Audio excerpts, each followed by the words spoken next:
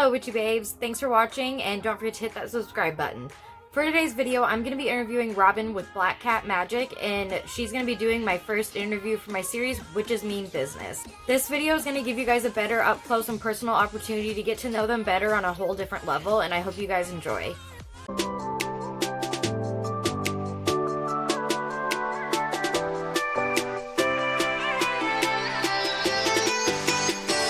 I am Robin.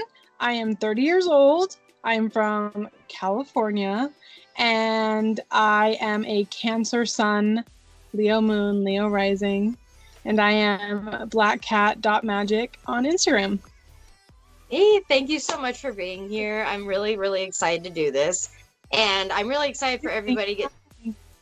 Oh yeah, and I'm excited for everybody to get the chance to see and get to know you in a different, more personal way too. So this will be fun. Yeah. So to start it off, what are your spiritual beliefs or practices? So I consider myself just a witch. I'm not Wiccan. Yeah, so I guess I don't really like labels. I hate them because I don't follow a religious spiritual practice. I kind of take from like a lot of different things, and I've been doing this way forever. So I consider myself just a witch who takes from like brujeria because that's where I've been raised around. But under technical labels and stuff, people most align me, I guess, with eclectic. But yeah, I'm just a witch. I work most closely with spirit, and I don't work with deities really at all. And if I do, it's Santa Muerte.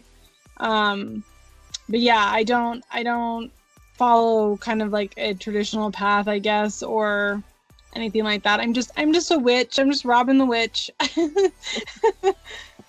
So when did you get your first tarot deck, and how long have you been reading tarot? So I got my first tarot deck when I was like 12 or 13, at a local, what's it called? Outlet mall. Awesome. I begged my mom for it, and she was like, whatever, kid, and got it for me. I've had tarot like in my life and had it in some form since I was like a very early teenager. When I first got it, I mean, I had no idea what I was doing. I like would get the death card and would be like, I'm dying. That's right. it. I'm gonna die like that. I like pull it out for like my friends. I had this friend Christina who'd come over to my house, and I'd like pull it and I'd be like, girl, you're dead. I mean, it was really nice knowing you, but goodbye. I had no idea what I was doing. So realistically, I didn't actually start till I was, much later. Like there are parts of it that are amazing. Like it's nice to know that if I wanted to, I could just move my house. I could be like, you know what? I don't want to be here anymore. We're going to move to Louisiana, and we could just turn on the bus and do that. And that's amazing. There's so much, freedom and a sense of, liberation with that. But also like I want a yard that's fenced in, and when you're in a small space, you are always having to be around the other person, and that's not at all disparaging like my partner. It's just more of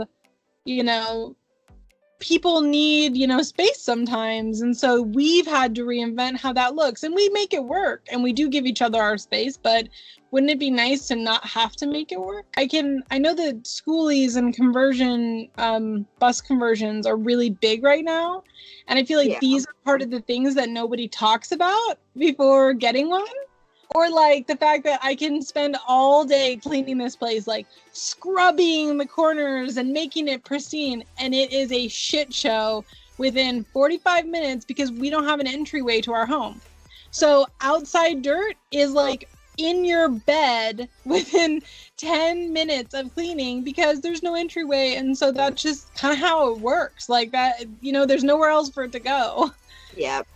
And these are things nobody talks about beforehand, and should, I think, if they're going to commit their lives to such a big transition.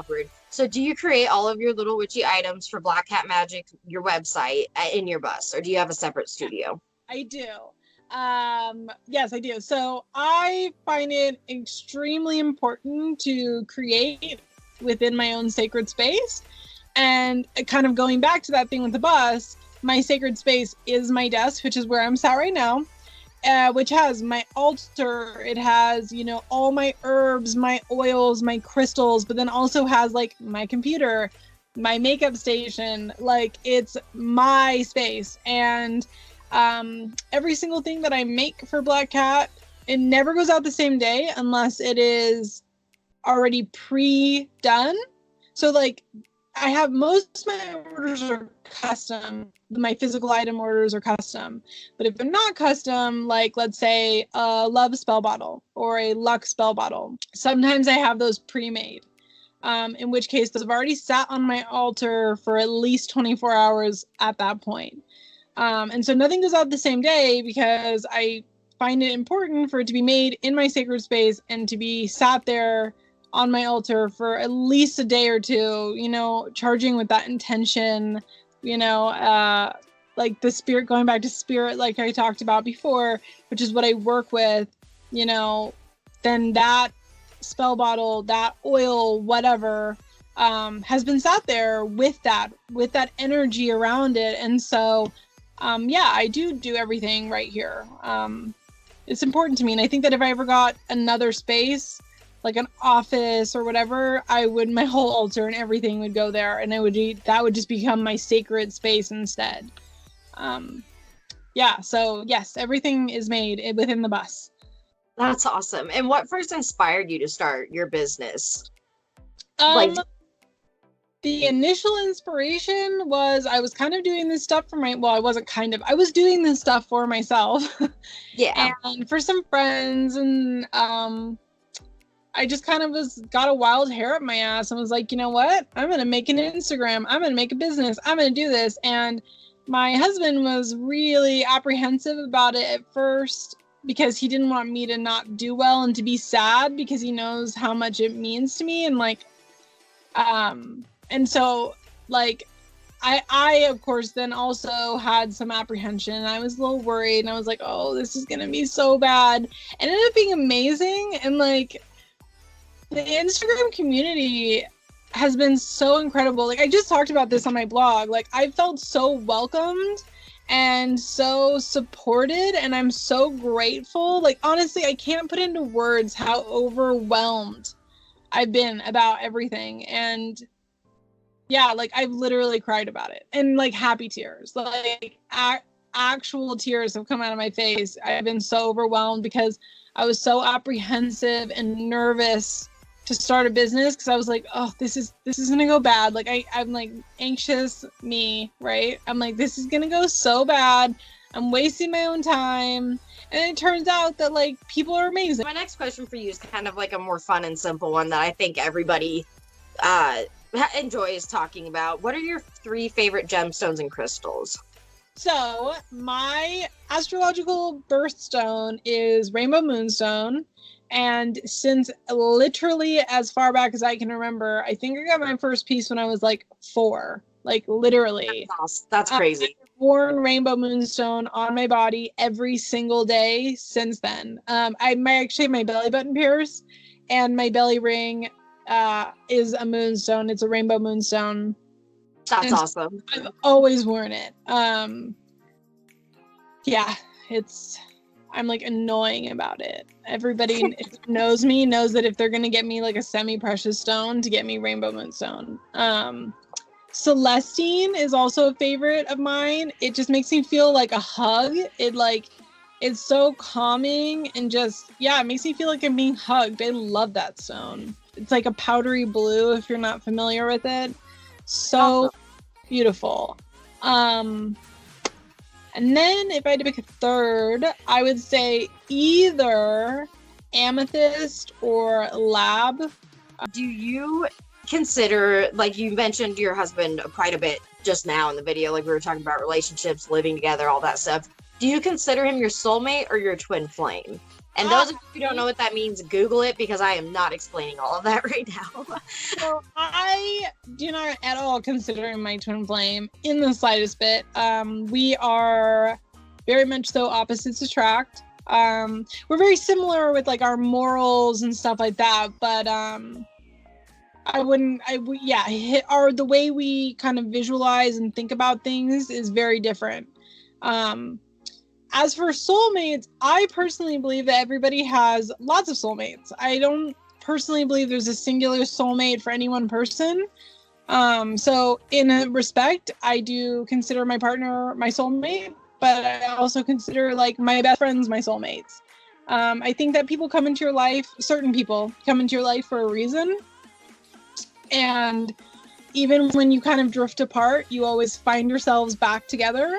And that to me is a soulmate. And so like my best friend, Ashley, for example, she's one of my soulmates. She lives on the other side of the world now, and we are still like this. My best friend, Jesse, he and I have known each other since the 8th grade, and we'll go like months without speaking to each other. But like he married me at our wedding, and like I literally could not imagine my life without him. If he ever abandons me, I'm gonna kill him. So like Jesse been warned. Yeah, like I'm unhealthily codependent with him. Like my friend Kaylin is the exact same way. Like she's down in LA now, and I could not imagine my life without her. Trisha, who I know you're going to interview, I think my husband is a soulmate, but I also think that I have a bunch of soulmates, and I don't ever see them leaving. And so in that respect, I believe in soulmates. Yeah. That's all. So what is your favorite form of spiritual practice? Obviously you're very into divinational as far as like the tarot reading and everything, but is there anything else that you prefer or have like draw toward? I do some form of practice every single day, whether that's doing candle magic, just doing offerings to spirit, to like my ancestors' spirits, doing spirit work, that sort of thing. My day job is tarot, so I am doing divination literally every single day. There's a very, very rare time when I'm not practicing for a day. But I work most closely with spirits, and so therefore I do, offerings, whether that's just saying good morning, lighting some incense, or doing full on like, here's a cup of coffee, here's your favorite food, like whatever, That's awesome. That's my most practiced, and yeah, I feel like I'm always doing something.